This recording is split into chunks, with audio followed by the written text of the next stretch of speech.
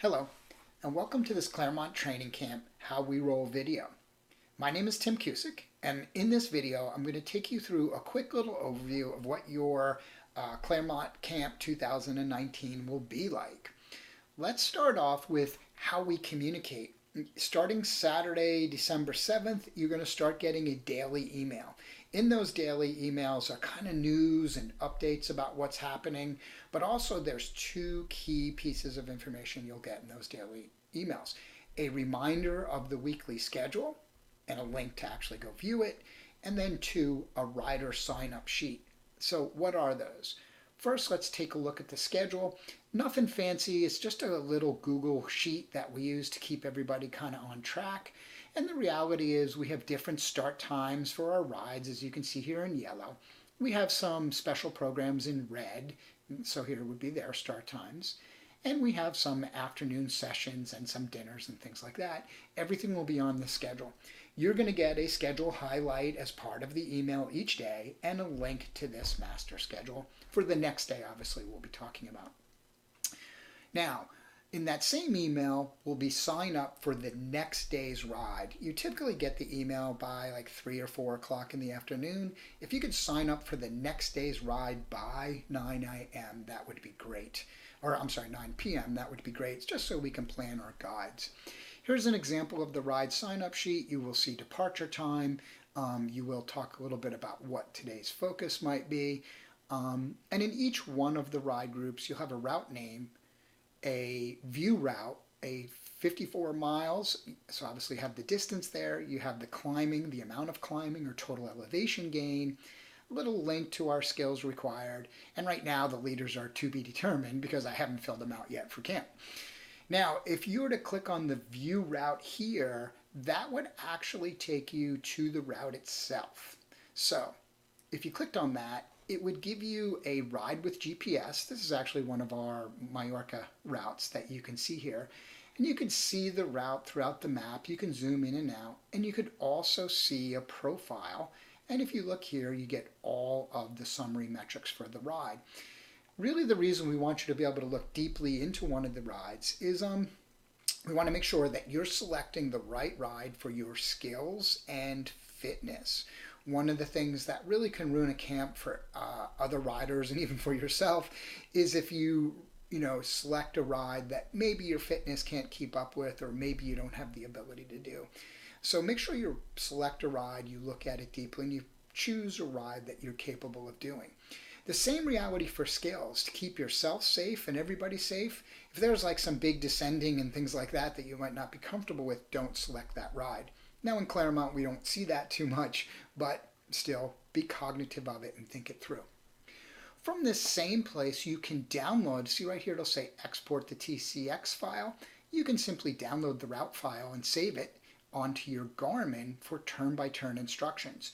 We will talk about this the first night of camp and even teach you how to do it. We actually even send you the files themselves in the email in case you want to do it. It really helps if everybody has, or a lot of people have, the route map on their Garmin, and with turn-by-turn instructions, it just keeps us all safer. Okay, preparing for the rides each day, how to dress. The beauty is we're going down to Florida. Typically the temperatures are in the mid-70s, but still you might want to a couple of layers. And basically for me in Florida is I'll wear a jersey and a lighter underlayer like you see here. I might have arm warmers off heading out in the morning. It depends, or arm warmers on. It depends how cold it is. I do like to carry a light rain jacket. These days they make these super light, super small rain jackets. You can keep them in your pocket. They don't take a lot of space. If you get a little rain or whatever, it's easy enough to throw on and take off. So just, for me, I like to keep a little, I don't like to get too wet, so staying dry is helpful. Up to you if you want to carry one, but it's a good idea. When you're packing, though, remember, weather can vary, so bring things in an array of clothing. Last year, we actually had a day in like the low 40s. It totally surprised some people, so just make sure you have a couple of extra layers in case we have that occur. Preparing to ride each day, make sure you check your bike before we head out and let us know. We're here to help. So if you have a bike something, or you can't get your tire pressure right, or there's something odd in your brakes, we can't do major repairs. I mean, we can help you overnight, but we can't do them getting ready to ride. But when it comes to checking your tire pressure or getting your brakes set up, we'll help you. We'll show you how to do that in the first morning ride, but make sure you're checking your bike every day. Pressure, do your brakes work? Are your stem and saddle tight? Just try twisting them and let us know if there's any issues. Preparing to ride, what should you bring each day? Well, one thing it's mandatory for all of our riders to carry is a cell phone. Please make sure you have your cell phone on you at all times. In our welcome meeting, you will take a picture of an emergency contact list that's expected to be on your cell phone, and then you need to have your cell phone on you. You do want to carry a spare tube and pump or some CO2. Don't get me wrong, we have a support vehicle that will have tubes and pumps, and we'll be there to help you change tires. But if for some odd reason you get separated off and you're not with the group, just make sure you have the supplies to keep you rolling, or you can always call the support car and we can come find you. Always make sure you leave with 2 full water bottles. I see it time and time again at camps. People either forget to get their water or they only ride out with like 1. Always have 2. We have a support car. There will be water, drinks, and food in the support car, but you don't want to get caught underwater. Just carry 2, and always make sure you have plenty. Start out with at least 2 pieces of ride food in your pocket, or typically 2 pieces. Again, we'll meet the support car. We'll have the ability to pick up more food here and there, but just have those 2 pieces on you. And finally, have some lunch money. Not all of the rides in Florida stop at a cafe, but we will go to a pretty famous bakery and some other things. So just have a couple of dollars on you, or a credit card, or whatever it wants for those stops. Okay, a little bit longer of a slide. This is called our Ride Smart slide, and this is just to give everybody an idea. We'll reinforce these at camp consistently, but it gives everybody an understanding of how we roll on the road. First off, we're social but focused. We want to make sure you get the chance to talk and interact with riders, but the reality is if you're overly social and you're not paying attention to the road, that can be dangerous. 2, use hand signals when safe, not on downhills or sketchy roads. If you're not comfortable taking your hands off the bars, don't use hand signals. But if you are, please use hand signals and pass communications down the line. So if you're the second person in a single pace line, make sure you're signaling to or calling out to the person behind you. We simply signal right and left turns by pointing right or left. No palm down, elbow down, whatever. We just simply point right, point left. We keep it really simple for turns. We call in signals stopping or slowing by simply putting our hand down, palm out. Never slow down unexpectedly. Always try to signal before you slow down. Signal, then slow down, just so we don't pile them up, right? Careful when you're standing. When they're riding a bike and suddenly you stand up to take a couple of pedal strokes, a lot of people let their bike drop back at that point, and that can catch the person behind you unsurprised. We're actually going to teach that as a skill, not to drop back in the pace line, but just be cognitive of it. If somebody yells car back and we're riding a double pace line and you need to get in, or you feel more comfortable coming into the side of the road, just communicate with the riders next to you, like, hey, I need to come in there, or can you let me in? Or if you're the rider on the side of the road and you're letting somebody in, say, hey, go ahead, jump up there. Just communicate. For obstacles or a runner-up, we're going to put the hand behind you waving away from the obstacle. So if the obstacle's on our right, your right arm is waving people over to the left. And if the obstacle's on your left arm is waving people over to your right. We'll demo that. If you have an issue like mechanical or flat, just call it out. Mechanical, stopping, flat, stopping. Don't immediately grab brakes and stops. Safely stop, right? And then pull over to the side. A coach will stop with you, or if the SAG truck is there, it will stop with you and get you changed up and back on the road as quickly as possible.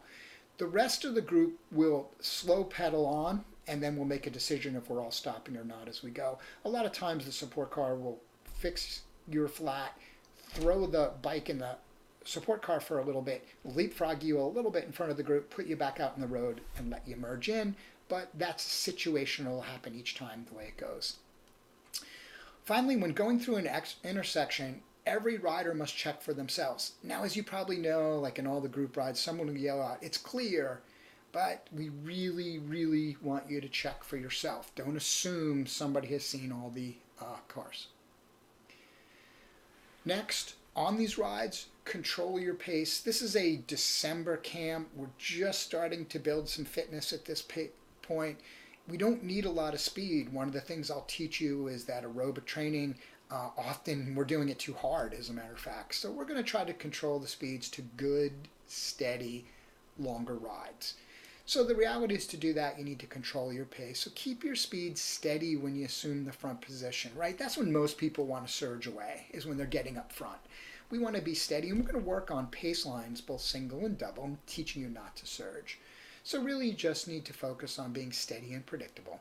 Don't attack off the front. Always be thinking about the group, right? And also monitor your pace time up front. If you take a 10-minute pull, everybody behind you is going to get antsy to get in their work. On day one, we're going to work on 1-minute pulls. Just get up and get off. Let other people do the share of the load. That's how we all get a good riding. In case there's an emergency, we have 4 types of emergencies we prepare for. All of our coaches are trained in emergency, and not all these are really truly emergencies, but we do in our training. We call them emergencies. All our coaches are trained to deal with these scenarios.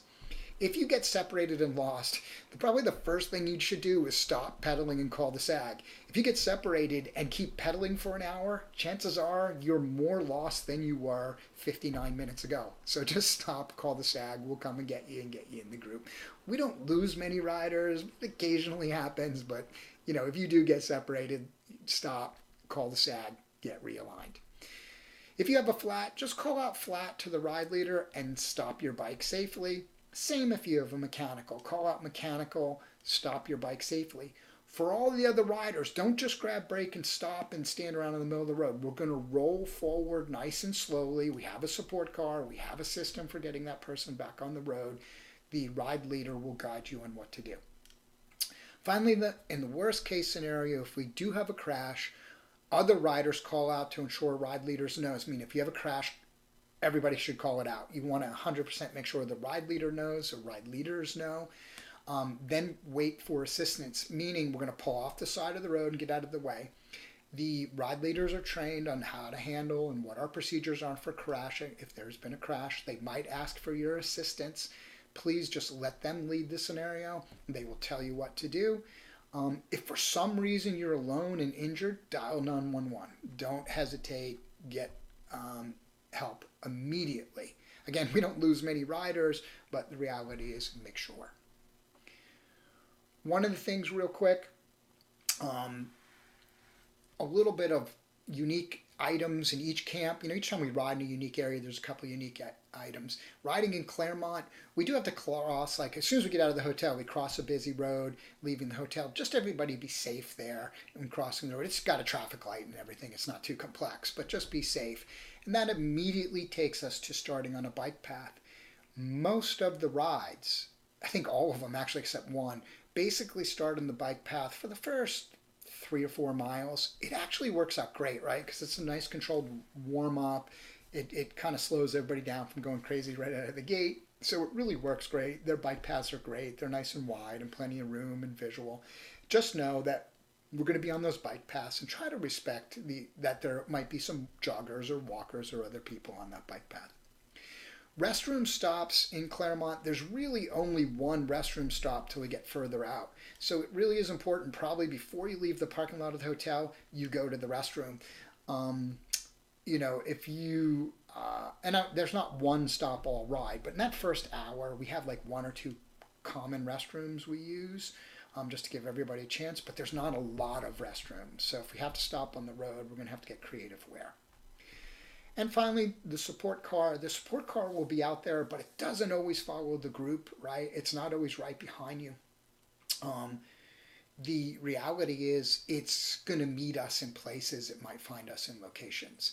So we'll let you know. The coaches will inform me each day, like, wow, the support car is going to be behind us for a little bit early, but then it's going to meet us up on top of, or in Yahala or Sugarloaf or something like that. We'll tell you where it's going to be. You know where the meeting points, because that's where you're going to get water and food and refills. Okay, that's pretty much it. Hopefully, everybody's ready to roll. If you have questions, please feel free to email them or ask us in our Sunday night reception. I look forward to riding with everyone. Talk soon.